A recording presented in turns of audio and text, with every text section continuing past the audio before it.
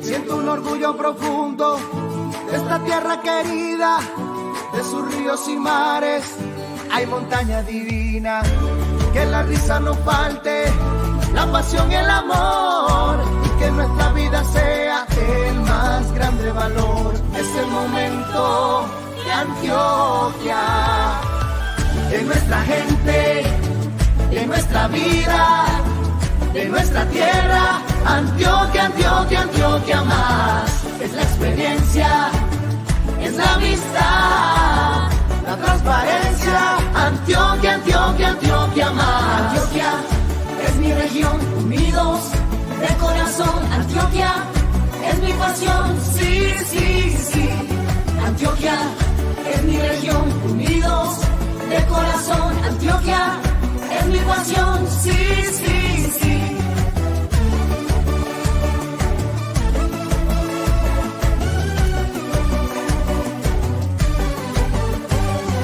Ser diferente es nuestra potencia, la libertad es nuestra esencia. Estar unidos por la región es nuestro sueño, nuestra pasión. Que la risa no falte, la pasión y el amor, y que nuestra vida sea el más grande valor. Es el momento de Antioquia, de nuestra gente, de nuestra vida, de nuestra tierra. Antioquia, Antioquia, Antioquia más. Es la experiencia, es la amistad, la transparencia. Antioquia, Antioquia, Antioquia más. Antioquia es mi región, unidos de corazón. Antioquia es mi pasión, sí, sí, sí. Antioquia es mi región, unidos de corazón. Antioquia es mi pasión, sí, sí, sí. Unidos. Gobernación de Antioquia. Transmisión en vivo, una alianza entre la Secretaría de Salud de Antioquia, Sabia Salud EPS, Clínica Vida Fundación y Emo Group. Este es un espacio que hemos destinado para que hablemos temas de interés general, sobre todo un espacio para que informemos siempre, orientados por expertos en diferentes temas, porque recordemos que el primer paso para la prevención es la información. Hoy hablaremos del tema que nos convoca. El 4 de febrero se celebra el Día Mundial contra el Cáncer y esta patología ya tiene una significación distinta, ¿cierto? Ya vemos que los pacientes tienen más alternativas de tratamiento y una esperanza de vida mucho más grande. Antes de empezar y presentar a nuestros invitados, les recordamos que en este live, en la cajita de comentarios, nos pueden hacer todas las preguntas que tengan direccionadas para cada uno de los especialistas para que les demos respuesta. Hoy con nosotros está la doctora Margarita Vélez. Ella es médica epidemióloga de la Secretaría de Salud de Antioquia. El doctor Víctor Ramos, hematólogo oncólogo, y la psicóloga Ana María, quienes nos van a acompañar en este importante momento y transmisión. Para iniciar, vamos a hablar con la doctora Margarita Vélez, que nos va a contar un poquito cómo ha sido esa transformación y esa concepción que se tenía del cáncer y lo que vemos hoy en día. Buenos días para todos. El cáncer, desde el inicio de la humanidad, ha sido una enfermedad que ha acompañado a los seres humanos, generando mucha desolación, desesperanza, angustia y miedo. Pero a medida de que el desarrollo de tecnologías, de diagnóstico y de tratamientos se ha ido incrementando, a la par que ha ido creciendo por nuestro estilo de vida, que ahora lo vamos a mirar también, los diagnósticos de cáncer en el mundo, un diagnóstico de cáncer ya no es sinónimo de muerte. Hace 30, 40 o 50 años a una persona le diagnosticaban un cáncer y ya se enfrentaba de inmediato a la expectativa de la muerte cercana, una muerte dolorosa, llena de incertidumbres y de dolor. Ahora, un diagnóstico de cáncer tiene múltiples tratamientos. En la mayoría de ellos son curativos y hay nuevas tecnologías como la inmunoterapia. Ya estamos avanzando tanto que casi en poco tiempo tendremos diagnósticos personalizados de acuerdo al organismo de cada persona y al tipo de cáncer. Pero sí me parece muy importante que a todos nos quede muy claro que en la medida de que se diagnostique de manera precoz, rápida o en sus inicios cualquier tipo de cáncer, la perspectiva de sobrevida y de curación es mucho mejor. En términos muy simples, el cáncer se ha clasificado como en 4 niveles. Y aquí el doctor me apoya porque él es más clínico que yo. Yo soy más de la parte preventiva. Y es el estadio 1, el 2, el 3 y el 4. Cuando hablamos del estadio 1 es el cáncer que está localizado, que está en sus inicios. Y cuando hablamos del estadio 4 ya es una enfermedad sistémica avanzada. Y cuando hablamos del estadio 1, la supervivencia de la mayoría de los casos es de un alto porcentaje. Estamos hablando de 70, 80 personas a 70%, 80% a 5 años. Cuando estamos en un estadio 4, a 5 años, la supervivencia no supera el 5% a los 5 años. Entonces, de ahí que en esta conversación, si nos queda muy claro a la mayoría de la población la importancia del diagnóstico oportuno, que ahora lo vamos a tocar con más profundidad para que sepan qué hacen y cómo se cuidan, veremos la importancia de esto. En todo este marco que nos has hablado, la Secretaría de Salud de Antioquia en estos momentos tiene un aplicativo que se llama Toque Rosa y que está muy enfocado en la prevención. ¿Nos puedes ampliar un poquito más el tema? Sí, todos sabemos que el cáncer de mama es el cáncer más visible, es el cáncer que causa una mortalidad alta en las mujeres, es la primera causa de muerte en las mujeres que tienen cáncer. Y eso ha hecho que sea una enfermedad que tratemos de prevenir, porque detrás de cada cáncer de mama, la mayoría de las veces hay mujeres con hijos, que son cabeza de familia, entonces el impacto social de una muerte de una mamá es catastrófico. Entonces la Secretaría, viendo esta problemática, diseñó un aplicativo que se llama Toque Rosa. ¿Qué tiene este aplicativo? Este aplicativo, la persona que lo diligencia, la mujer que lo diligencia, da una serie de información sobre factores de riesgo, edad, hijos, lactancia, de que ha muerto su familia, que da un perfil de riesgo. Y la Secretaría, con esta información, que ahora vamos a ver dónde acceden a ella para que lo diligencien y lo regresen a la Secretaría, y la Secretaría de Salud, con este perfilamiento, hace un seguimiento y detecta pacientes que necesitan que sean enfocadas, tratadas o miradas de manera oportuna. Entonces, el aplicativo se puede descargar en un link o en un código QR que aparece en las redes sociales de la gobernación. Entonces, estén muy atentos de este link, estén muy atentas de este link que está publicado en sus redes sociales, principalmente en Twitter. Así es.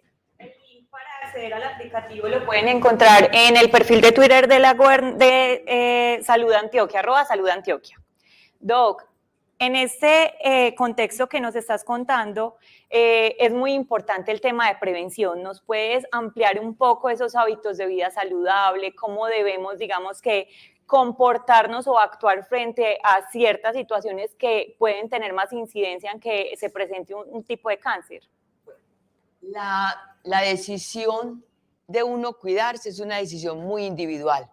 Ustedes saben que Hipócrates es el padre de la medicina y hace 3000 años él le preguntaba a sus pacientes. Cuando uno va a tratar a un paciente, la primera pregunta que uno le debería hacer a un paciente es: ¿qué está dispuesto usted a hacer para curarse, para cuidarse? Entonces esa pregunta yo se las transmito a todos los que nos están escuchando. ¿Qué estamos dispuestos?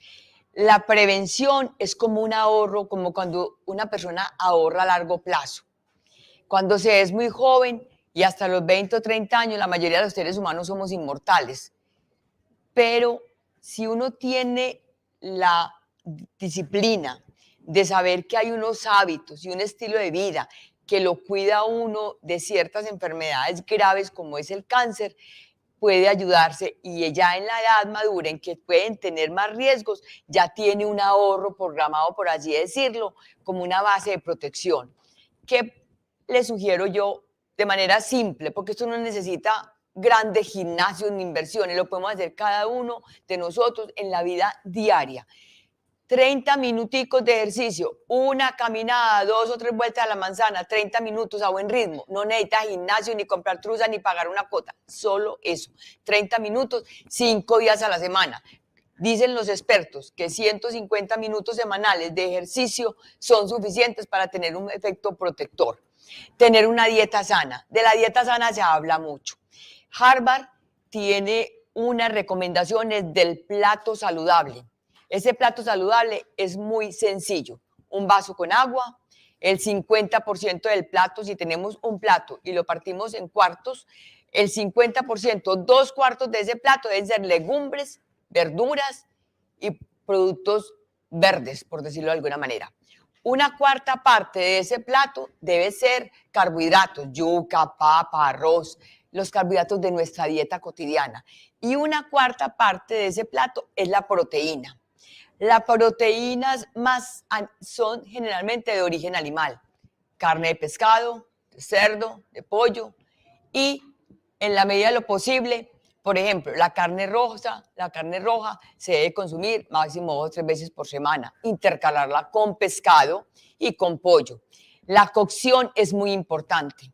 La grasa está asociada a muchas enfermedades, no solamente las enfermedades cardiovasculares, sino también el cáncer y a la obesidad.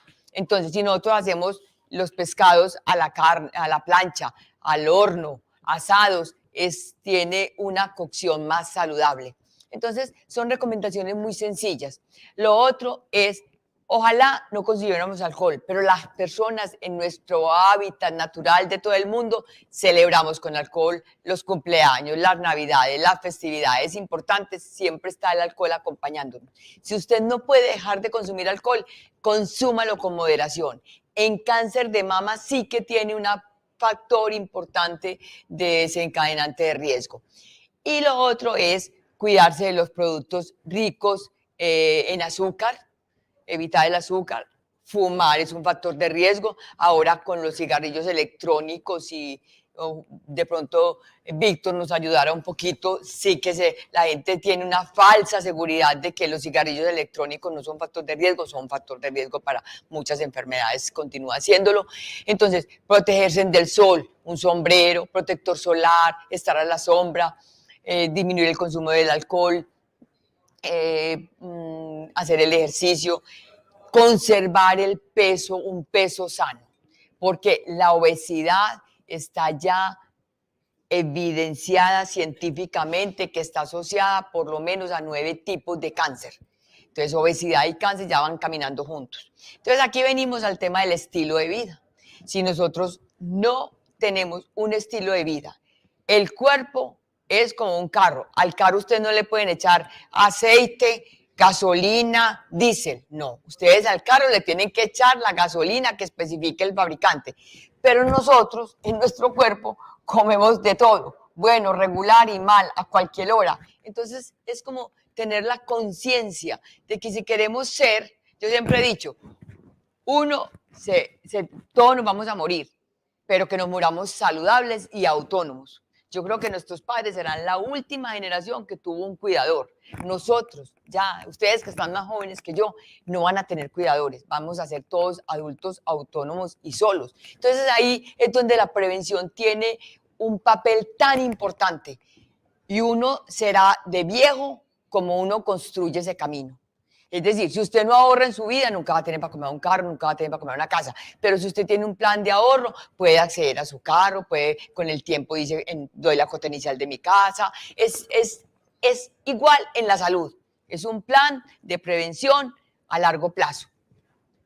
Para complementar toda esta valiosa información, doctor Ramos, acerca o alrededor del cáncer hay muchos mitos, ¿cierto? Que es hereditario, que es contagioso, que se cura con remedios caseros. En este sentido, ¿cuál sería la realidad de la enfermedad hoy? ¿Cómo se diagnostica? ¿Qué tipos de tratamiento tenemos? Listo, primero hay que entender que el cáncer es un término que engloba a muchísimas enfermedades, ¿cierto? De hecho, cada órgano tiene un cáncer y cada cáncer es diferente, ¿cierto? Ya sea por la histología o por su comportamiento. Entonces, lo más importante es entender eso, que el cáncer es una enfermedad heterogénea, que es una enfermedad en la cual se produce básicamente porque una célula normal, ¿cierto? Hay un cierto tipo de cambios, como estaba explicando Margaret ahorita, esos cambios pueden ser inducidos incluso por ejemplo, por el cigarrillo, el alcohol, la obesidad.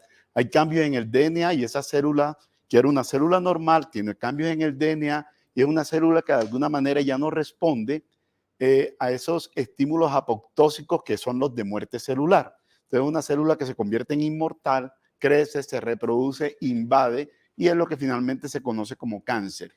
Hoy la realidad del cáncer, reafirmando un poco lo que decía Margaret, es una enfermedad que nos ha acompañado por siglos, ¿cierto? Ha acompañado a la humanidad desde sus inicios. Hasta hace muy poco tiempo, yo por ejemplo tengo 18 años de experiencia ya de ser oncólogo y definitivamente les puedo decir que el cáncer que yo vi cuando estaba estudiando al cáncer que yo estoy manejando hoy es totalmente diferente. La expectativa de vida ha crecido enormemente, pero sigue siendo la base de un buen resultado, definitivamente la detección a tiempo, ¿cierto? Por eso es tan importante y por eso nosotros le insistimos y reafirmando lo que decía Margaret, los estilos de vida saludables, la detección precoz, el autoexamen de mama, la citología como método, ¿cierto?, para detección precoz de la enfermedad. Hoy los tratamientos y definitivamente el cáncer en el tratamiento ha cambiado, ¿cierto? Antes teníamos el arsenal que era la cirugía, la quimioterapia, que son medicamentos que nosotros utilizamos para el cáncer, la cual estaba muy limitada porque no teníamos tantos agentes, y la radioterapia, que también ha mejorado mucho en las técnicas de irradiación. Hoy le estamos sumando a eso muchísimas más cosas, no solamente porque tenemos más agentes de quimioterapia, cada vez más efectivos, cada vez menos dañinos para el paciente. Hoy tenemos algo que se llama la inmunoterapia, que definitivamente nos ha cambiado demasiado la perspectiva y el pronóstico de los pacientes con cáncer. Hoy estamos hablando de supervivencias prolongadas. Ahorita comentaba Margaret que un paciente con etapa 4 de la enfermedad, que es cuando ya un cáncer ha hecho metástasis, era 5% quizás la expectativa de vida. Es que estamos viendo ya pacientes que lo están superando, a pesar de tener un cáncer metastásico, lo está superando. Y si es en etapa 1 de la enfermedad, estamos hablando de más del 90% de curación. Entonces, digamos que hay muchos mitos con respecto al cáncer. Te puedo mencionar 1000, que definitivamente uno los va, de alguna manera, con el paciente en consulta, lo va desmitificando. Pero hoy el comportamiento del cáncer es totalmente diferente. Hoy estamos hablando de una enfermedad que se nos está convirtiendo en una enfermedad crónica, tan crónica como la hipertensión, tan crónica como la diabetes, ¿cierto? Y a veces yo le digo a mis pacientes, y quizás no tan mala como una enfermedad renal en la cual tienes que ir 3 o 4 veces a una diálisis a la semana, ¿cierto? Porque es que no te vas a poder mover siquiera de tu entorno. Entonces, digamos que el cáncer es una enfermedad que afortunadamente la investigación la ha llevado a términos en donde podemos hablar casi que de una enfermedad crónica. Opciones de tratamiento, como te digo, muchas, afortunadamente cada día. Yo creo que si hay una rama de la medicina en donde más se invierte en investigación, definitivamente en el top 3 debe estar el cáncer, porque cada día nos estamos enfrentando a nuevas moléculas con mejores resultados, incluso en etapas avanzadas de la enfermedad. La base sigue siendo la misma. O sea, que aquel eslogan cuando teníamos quizás propaganda en televisión acerca del VIH, del cáncer, que decían que el cáncer es curable si se detecta a tiempo, sigue siendo una realidad de apuño. O sea, definitivamente, si lo logramos detectar a tiempo, las curaciones son maravillosas, pero sin dejar de reconocer que ha habido demasiados avances para las otras etapas del cáncer que nos la están convirtiendo en una enfermedad crónica, como les mencioné anteriormente.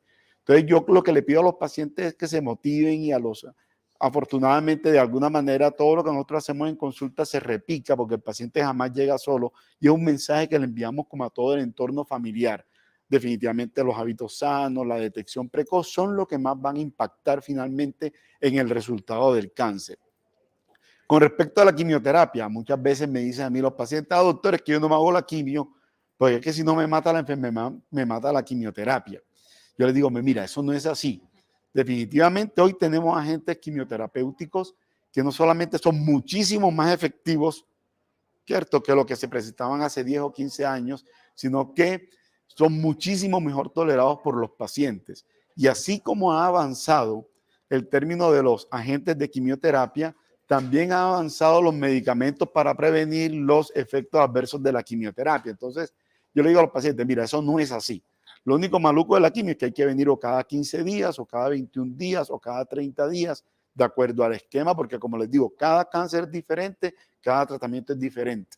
Lo único maluco es que hay que ir a una sala de quimioterapia, ¿cierto? Perder 3, 4 horas de ese día colocándose la quimioterapia, pero de resto son procedimientos que hasta el momento nosotros tenemos, gracias a Dios, un arsenal cada vez mayor para lograr evitar esos efectos adversos. Lo mismo pasa con la radioterapia. Antes los campos de irradiación y la irradiación comprometía muchos órganos, ocasionando mucho más efectos. Hoy la radioterapia prácticamente es dirigida al órgano o al sitio específico en el cual se quiera irradiar.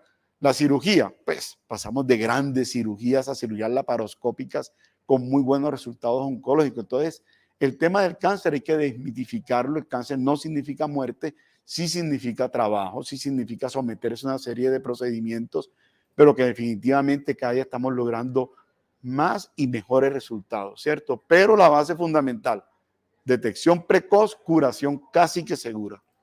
Les recordamos que si tienen alguna pregunta para alguno de los expertos que tenemos hoy en el live, la pueden hacer en la cajita de comentarios. Doc, complementando eso, de pronto muchas veces uno de los mitos es que el cáncer se trata igual para todo el mundo, ¿cierto?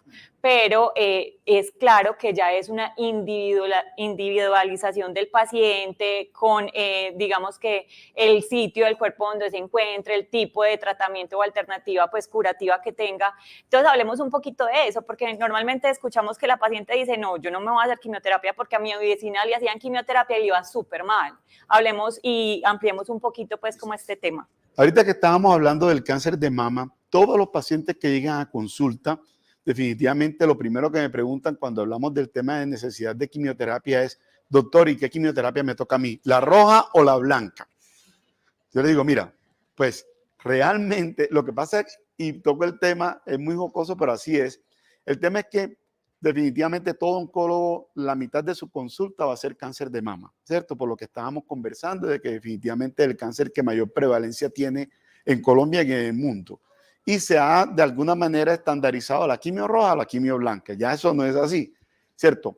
Cada órgano de nuestro cuerpo, pulmón, hígado, colon, intestino delgado, cada órgano tiene un tratamiento específico de quimioterapia, o sea, no es por colores, o sea, es por agentes. O sea, cada órgano tiene una quimioterapia diferente, algunas más tóxicas que otras, algunas tumban el pelo, otras no, la gran mayoría no.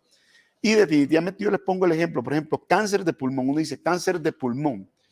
No, es que cáncer de pulmón solamente hay dos grandes tipos, por así decirlo. El cáncer, el adenocarcinoma de pulmón y el cáncer escamocelular de pulmón. El solo cáncer de pulmón ya tiene 4 variantes. Si el paciente genéticamente tiene mutación del EGFR, del ALK, del ROS1, del PDL1, y cada uno se maneja de manera diferente. O sea que estamos hablando de no solamente mejores resultados, sino de medicina individualizada para cada paciente. Y algunos de estos hasta con tratamiento oral, quimio oral, con unos resultados extraordinarios. O sea, estamos llegando a la personalización del tratamiento en cáncer. Igual pasa en el cáncer de mama. Uno habla cáncer de mama, sí, pero hay cáncer de mama con receptores hormonales positivos, HER negativo, triple positivo, triple negativo. O sea, cada uno tiene un abordaje diferente, un pronóstico diferente. Entonces, sí, hoy estamos ante una medicina individualizada. Otra cosa que estamos haciendo ya con casi todos los pacientes es que lo estamos mandando a estudio genético. ¿Cierto? Ese estudio genético muchas veces nos está refiriendo cuáles variantes genéticas están induciendo a ese cáncer en ese paciente. Y con ese resultado estamos individualizando aún más el tratamiento. Y no solamente individualizándolo, sino que le estamos diciendo al paciente, ojo, los familiares tuyos en primer grado de consanguinidad van a tener este riesgo. Estamos empezando en todo este tema genético en Colombia. Ya estamos, pues nosotros estamos pidiendo regularmente hace más de 4 años estas pruebas genéticas. Quizás nos está faltando un poco de llevar también a pruebas genéticas a los familiares de pacientes con cáncer. O sea, aquellos familiares que todavía no han tenido cáncer, pero que tienen un familiar nuestro con cáncer detectado y que tiene una influencia genética. Hasta allá nos ha faltado un poquitico porque no hemos tenido quizás el acompañamiento de la EPS de dar esas pruebas para pacientes que hoy están sanos. Pero estamos llegando definitivamente a un punto extraordinario de la oncología, con una medicina individualizada, una medicina para un objetivo o un target específico, que es el que está ocasionando el cáncer en ese paciente con resultados extraordinarios. Y repito, incluso en el panorama metastásico. Yo creo que también es importante abrir, digamos que este espacio, y aquí entra de manera muy importante Ana María, y es cómo se siente el paciente cuando se le diagnostica un cáncer y cómo es importante la red de apoyo. Me imagino que en consulta muchas veces no se quieren dejar hacer el tratamiento por miedo, por desconocimiento, o porque la familia le dice, no, pues eso ya no te va a servir. Entonces, Ana, ¿cómo entra en ese momento importante la red de apoyo y ese acompañamiento emocional al paciente? Generalmente cuando los pacientes son diagnosticados de una enfermedad grave como es el cáncer y con todos los mitos que tiene asociados a esta enfermedad, que cáncer es igual a muerte, el paciente y la familia empiezan a vivir un proceso de duelo. ¿Qué es un duelo? Es una pérdida. Acaban de perder la salud de un ser querido y se están enfrentando a una enfermedad grave con muchas connotaciones sociales, que estamos en ese proceso de educación con paciente y familia, con estudiantes, de irlo cambiando y moderando. Estas familias y este paciente, cuando viven este duelo, tienen un montón de sentimientos encontrados. Sentimientos de angustia, ¿por qué a mí? ¿Por qué? ¿Qué pasó? De negociación con Dios, si yo hago esto mejor, esperanza. Y son una serie de sentimientos que son cíclicos. Van, vienen, suben, bajan, están tranquilos, están angustiados. En el proceso de atención a los pacientes, la educación en la enfermedad es muy importante y nosotros apoyamos mucho a los oncólogos y los demás especialistas en este proceso, porque como les decía el doctor Víctor, a veces les dicen, no, mire, es que es muy difícil porque el paciente no quiere hacer la quimioterapia, porque tiene mucho temor por todas las fantasías que le han contado, que el vecino, que el amigo. Entonces nos sentamos, mira, tu cáncer es diferente, tenemos opciones, la medicina ha avanzado mucho y empezamos. Yo siempre les pongo el ejemplo, la quimioterapia es como coger un bus aquí en la Alpujarra e ir a San Diego. Ustedes deciden dónde se bajan, si en la estación Cisneros, más adelantico, más atrasito. No es como un viaje en avión de Medellín a Bogotá, usted está en el cielo y ahí no hay manera de bajarse. La quimioterapia tiene esa posibilidad, siempre los convocamos a que vaya, empecemos el primer ciclo, mira cómo lo toleras, y los pacientes te dicen, ve, no fue tan horrible, era peor lo que nos decían. Entonces le hacemos mucha educación a las familias y a los pacientes, porque a medida que van avanzando en su tratamiento, el duelo también se va elaborando. Los primeros 4 o 5 días después del diagnóstico son fundamentales para la familia y el paciente, para que se puedan acomodar de la mejor manera posible en sus emociones. Entonces yo siempre les explico, se vale llorar, se vale estar triste, se vale estar angustiado, y es un momento para hacerlo. Estamos en un terremoto y eso está temblando. En 3 días este temblor va a pasar. A los 3 días, efectivamente, 3, 4 días, claro, eso depende mucho de los rasgos de personalidad, de cómo ese paciente ha afrontado otras pérdidas en su vida, cómo ha sido su historia familiar y laboral, pero generalmente con el acompañamiento que hacemos desde psicología, desde trabajo social, desde los especialistas, más o menos en 3 o 4 días el paciente empieza, bueno, ¿qué hay que hacer? ¿Para dónde cogemos? ¿Cómo autorizamos las órdenes? ¿Cómo vamos al oncólogo? ¿Qué tenemos que llevarle? Y empezamos otra vez con el proceso de educación, el paquetico completo que te entregan en el hospital o en la institución, le llevas todo esto al oncólogo, él te va a explicar muy bien cómo va a ser.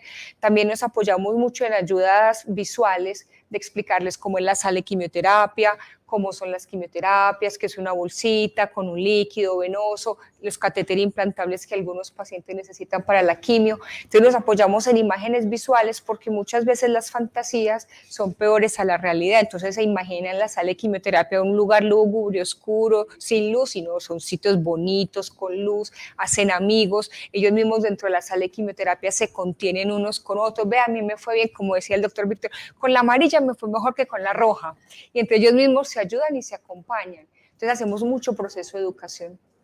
Ana, aquí es muy importante el tema de los cuidadores, de esas personas o ese grupo o esa red de apoyo que tiene el paciente, porque muchas veces se cargan también, ¿cierto? No, yo creo que a lo largo de nuestras vidas todos hemos tenido un cercano con cáncer, ¿cierto? Pero muchas veces no sabemos cómo actuar frente a esa situación, ¿cierto? ¿Qué le digo? ¿Cómo lo acompaño? ¿Lo victimizo o no? Porque pasa mucho que el paciente entonces ya no lo dejan hacer nada, entonces usted ya no puede comer, entonces usted ya no puede hacer esto. ¿Cómo hacer para que ese cuidador o esa red de apoyo entienda esa condición y más que victimizarlo sea el apoyo en ese momento tan difícil? Cuando los pacientes son diagnosticados con cáncer, la atención siempre es una unidad de atención, paciente y familia. Las familias también viven este duelo. El paciente no quiere fallecer, teme dejar a sus hijos, teme dejar a su familia. El familiar no quiere que su paciente sufra, que tenga dolor, que tenga alguna dificultad. ¿Cómo hacemos este proceso de acompañamiento? Siempre le explicamos a las familias, nuestro paciente sigue siendo el papá de la casa, la mamá de la casa y su rol no se pierde.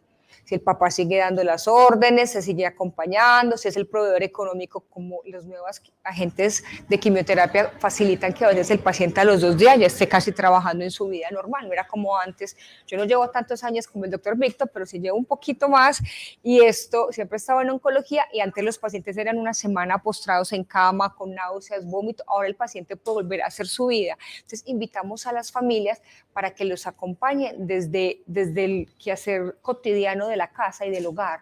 Mi papá se levanta, va y trabaja, después va a la quimioterapia, va a su cita de evaluación, seguimos en la casa, el domingo estamos en un día familiar, compartimos como siempre, tenemos los cuidados que siempre nos dan los médicos.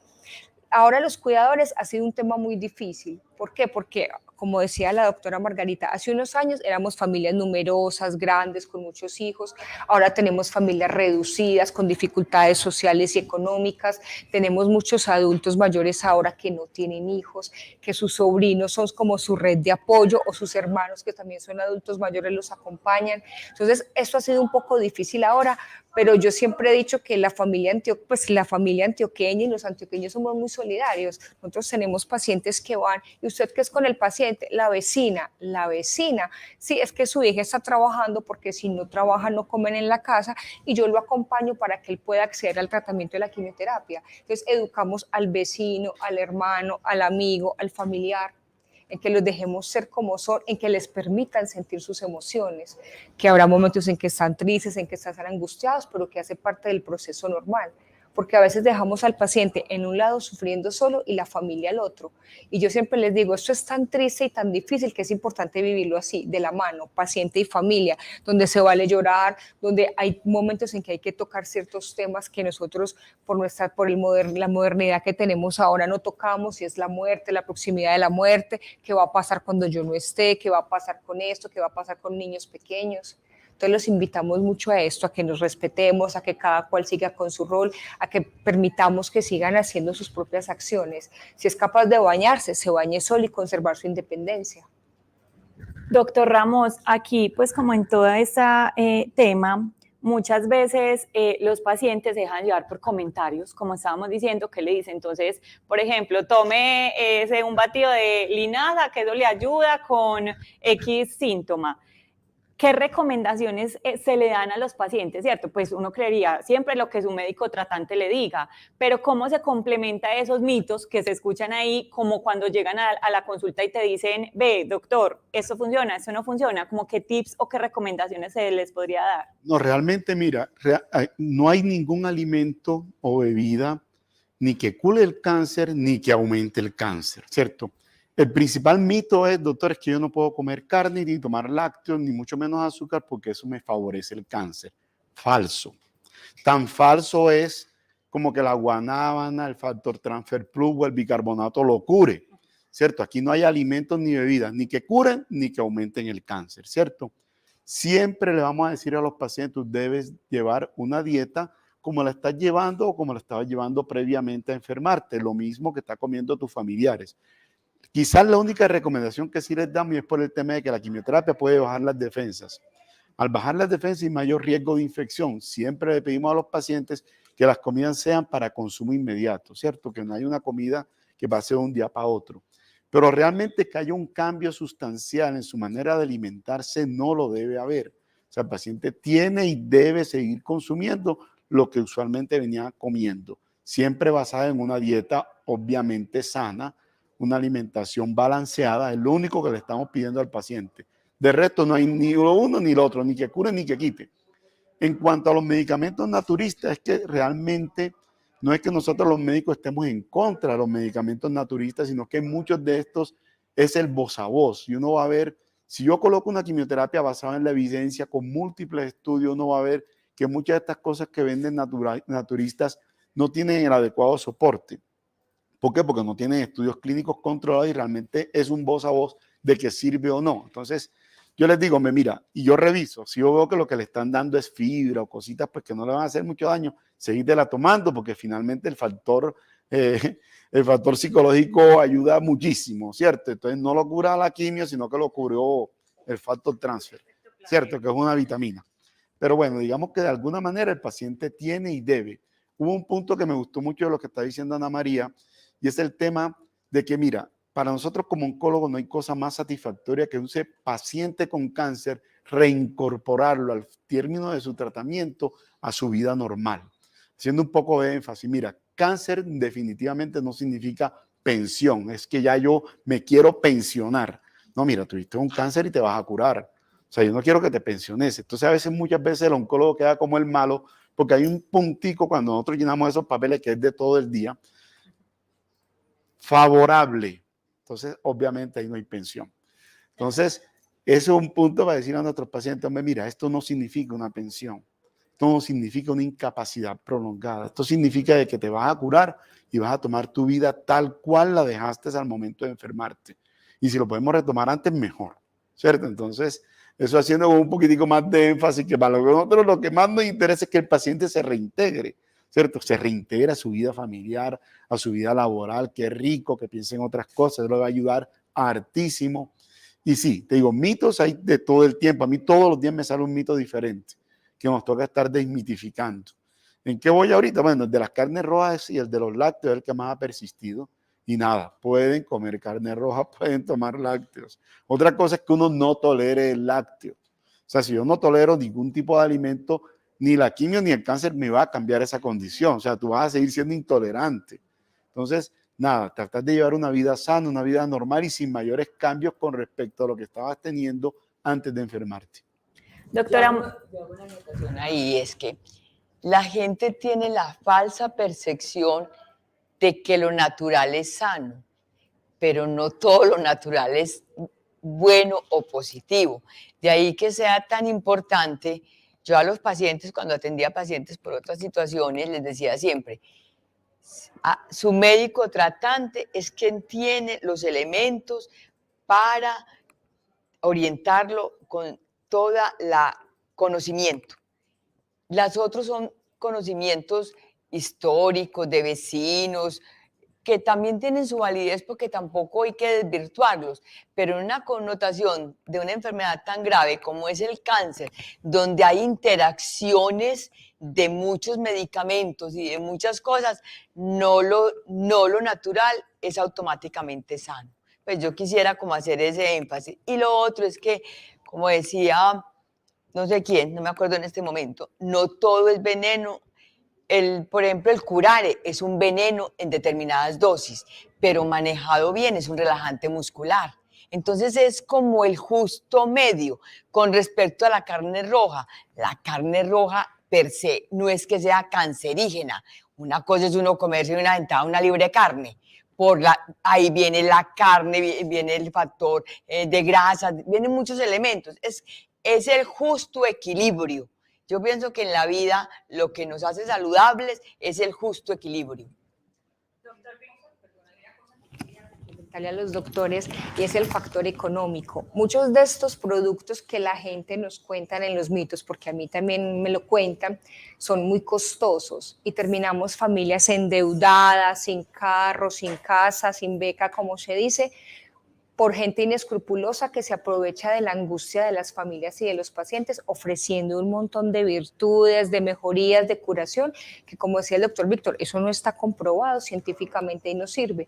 Pero sí tenemos familias que el paciente o termina falleciendo o termina curándose, pero igual terminan con su deuda de millones de pesos, porque hay de estos productos que el mercado ofrece y que los vecinos y los amigos ofrecen, que la primera dosis cuesta 2,5 millones, después la aumentan a 3. Entonces también es muy importante estar atento a qué nos ofrecen y qué costo tienen.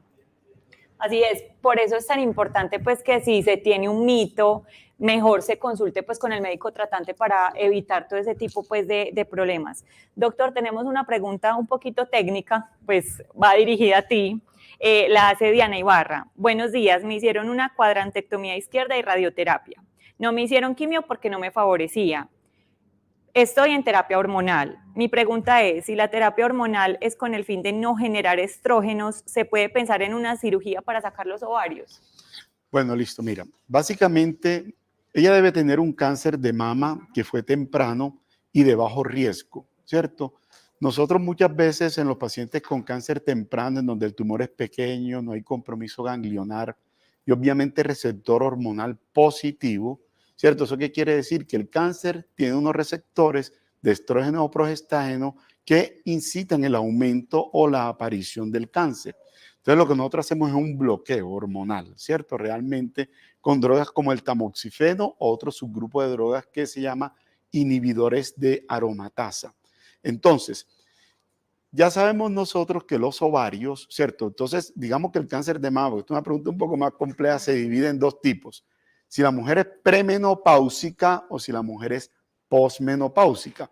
Con la mujer posmenopáusica quiere decir que ya no tengo el problemita de los ovarios produciéndome endógenamente el estrógeno y los progestágenos. Recuerden que los ovarios en las mujeres son los encargados de producir estas hormonas, básicamente porque las suprarrenales en menor proporción. Entonces, una mujer posmenopáusica, ya, pues los ovarios no son problema. En la mujer premenopáusica, uno establece el riesgo. Ella me imagino que es de un riesgo bajo porque no necesitó quimioterapia. Pero si es una mujer con un riesgo alto de tener una recaída, ¿por qué? Porque el tumor era de gran tamaño, por las características histológicas del tumor, si es bien diferenciado, moderadamente diferenciado, mal diferenciado, por el porcentaje de receptores de estrógenos o progestágenos y lo más importante, si tenía o no ganglios positivos al momento de la cirugía. Nosotros en esas pacientes con cáncer de mama de alto riesgo debemos hacer un bloqueo o supresión ovárica. Esa supresión ovárica se puede hacer de dos maneras. Obviamente de manera quirúrgica o a través de medicamentos que aplicamos cada mes de manera subcutánea para bloquear ¿cierto? La producción de estos hormonas a través del ovario. Entonces lo que nosotros llamamos oophorectomía, ya sea quirúrgica o química. Pero se limita para aquellas pacientes, como repito, con un cáncer de mama de alto riesgo por tamaño, características o compromiso ganglionar, ¿cierto? En las mujeres premenopáusicas, porque estamos hablando de las premenopáusicas de bajo riesgo, no hay necesidad. Tenemos otra pregunta, esta es para Ana María. Nos preguntan de qué herramientas o con qué herramientas podemos valernos para que sea un trabajo conjunto que fortalezca la relación entre el paciente y la familia. Las herramientas son las habituales que manejamos en casa. ¿Cuáles son las habituales? Una buena comunicación, permitir que mi paciente siga siendo quien es, o sea, respetarle su rol. Eso favorece mucho porque las discusiones entre el paciente y la familia empiezan cuando la familia no lo deja caminar como antes porque tiene cáncer, cuando la familia no lo deja salir porque tiene cáncer. Entonces, una fundamental es lo que hacemos en nuestra cotidianidad, respetar al otro. Y con eso vamos muy bien. Permitirle que exprese sus emociones, porque a veces el paciente quiere decir algo y la familia no, tú estás muy bien, vamos para adelante, no, permitámosle que tenga un espacio de lo podamos escuchar, permitámosle que llore, que exprese sus emociones, lo acompañamos, muestras de afecto, muestras de cariño, contarle qué está pasando en la casa, porque también pasa mucho, como tiene cáncer, ocultémosle toda la información. Entonces el paciente es, pues es que yo sé que no hemos pagado los servicios, sé que no hemos pagado el arriendo y me están ocultando y me están diciendo que sí. Entonces respetar a nuestro paciente, que aunque tiene una enfermedad grave, sigue siendo mi papá, mi mamá, mi hermano.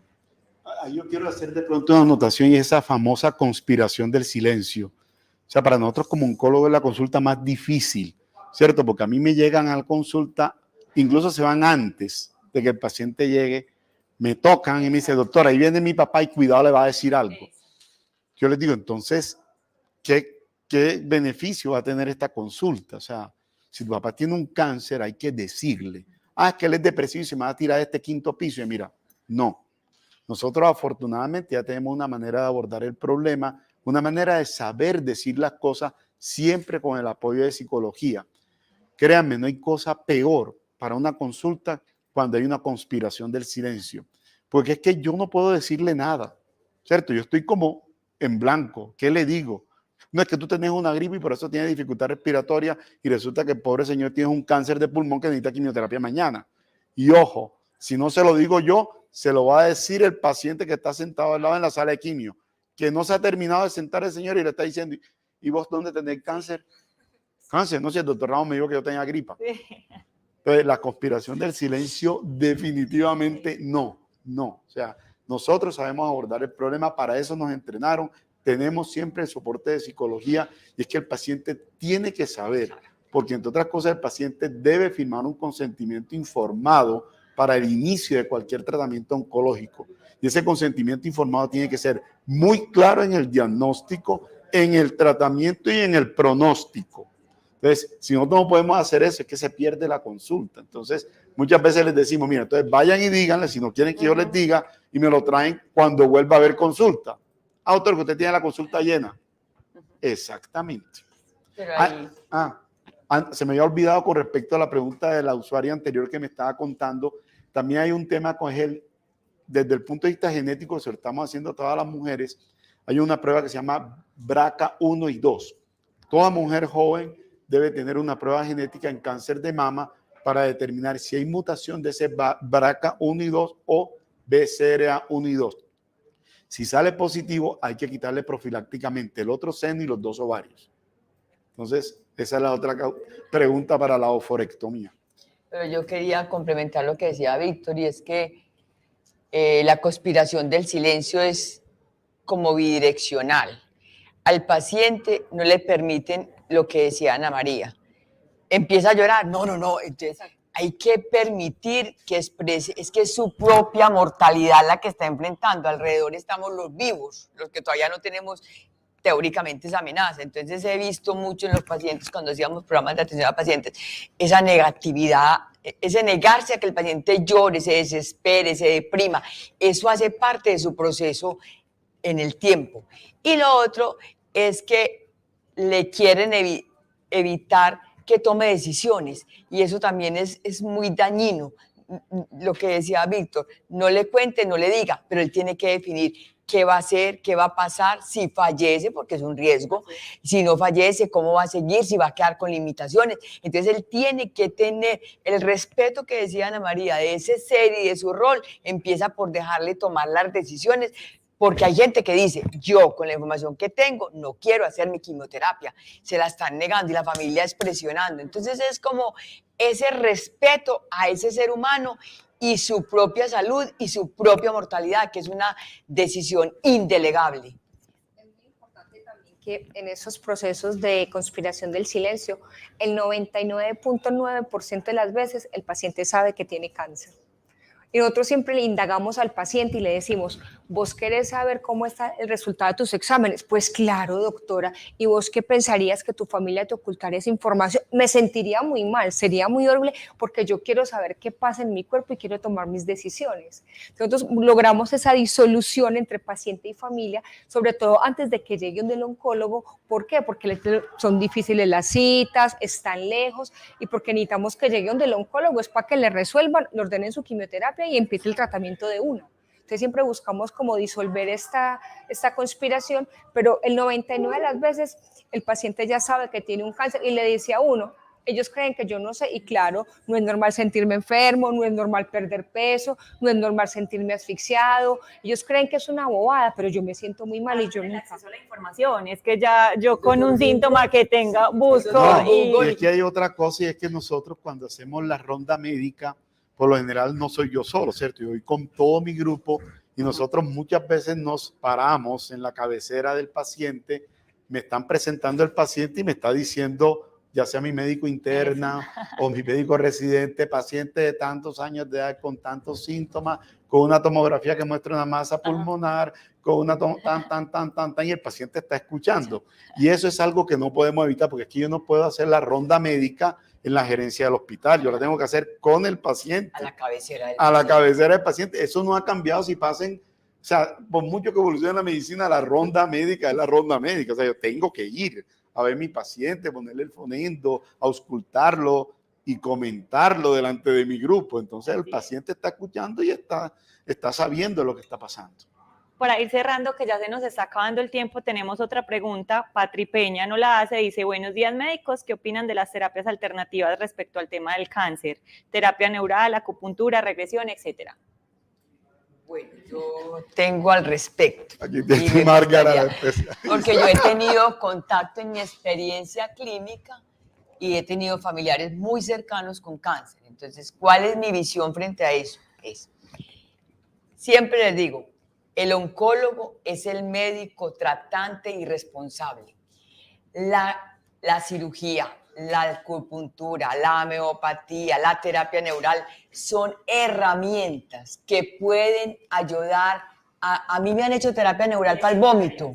Pues tiene fundamentos para ciertas cosas. Colabora en manos de expertos, de una persona bien entrenada, con conocimiento, pero no personas que no tienen el entrenamiento ni el conocimiento. Pero siempre, reitero, por más que nosotros creamos que son herramientas, siempre quien lleva la batuta del tratamiento debe ser el médico oncólogo. Y ahí sí te... Pues realmente yo pienso, pues no sé.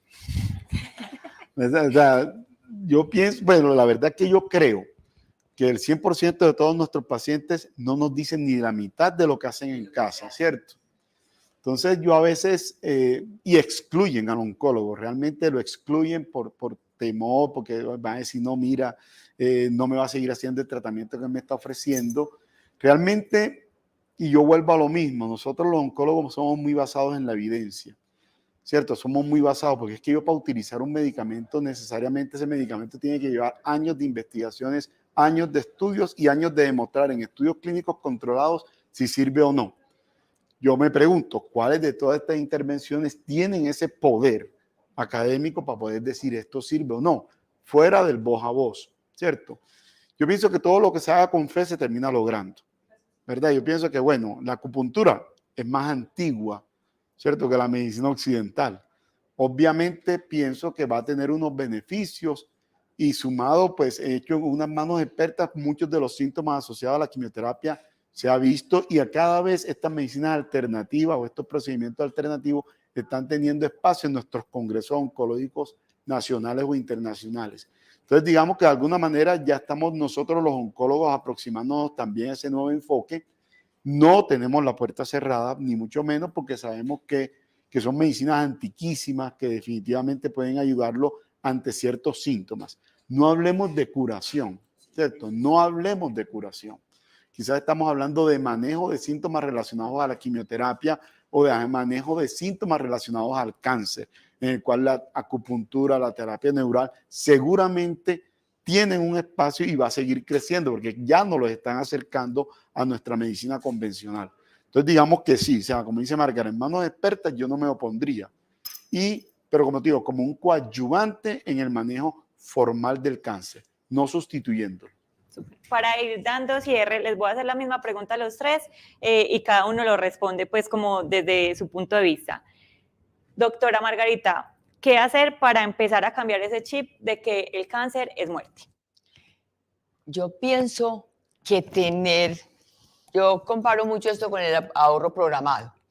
Si nosotros desde la escuela, colegio, tenemos lo primero que uno tiene que tener es información. La salud se cuida y se cuida con controles periódicos donde el médico. Y lo que decía Víctor ahora, si nosotros logramos detectar esos cánceres en estadios iniciales, el pronóstico, la sobrevida es muchísimo mejor.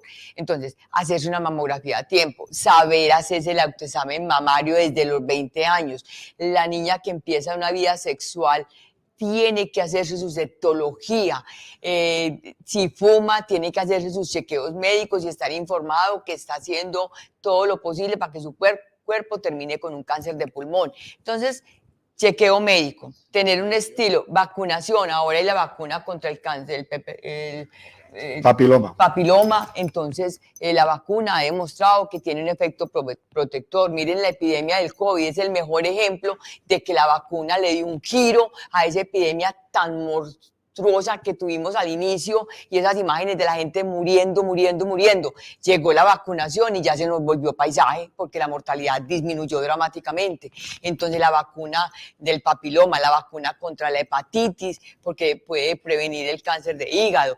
Entonces hay muchas medidas en medicina, el autoexamen mamario, la mamografía, la ecografía, cuando ya se tiene cierta edad, una ecografía abdominal, es un examen sencillo, frecuente, que te puede revisar tus órganos internos, el rayos X de tórax, la endoscopia si hay síntomas digestivos. Entonces, tener hábitos de vida saludable, la disciplina de hacerse chequeos médicos, en el médico de confianza o de la aseguradora. Hay unos programas ya también de búsqueda activa de pacientes y los van encauzando por los riesgos. Toda mujer que tenga mamá, hermana o hija con cáncer de mama ya es sujeta a una mirada mucho más rigurosa para mandarle todos los, porque hay un componente genético innegable en esa paciente. Entonces yo pienso que prevención, estilo de vida saludable y controles médicos eventuales de acuerdo como a la edad. Una cosa es un muchacho de 20 años, otra persona es una persona de 60 o de 80 años. Y otra cosa que no hemos mencionado, pero que definitivamente es tan importante como todo lo anterior dentro de esos hábitos de vida saludable, es la vida sexual saludable y responsable, ¿cierto? Porque es que definitivamente el virus del papiloma no hay otra manera de adquirirlo que no sea a través de relaciones sexuales, ¿cierto?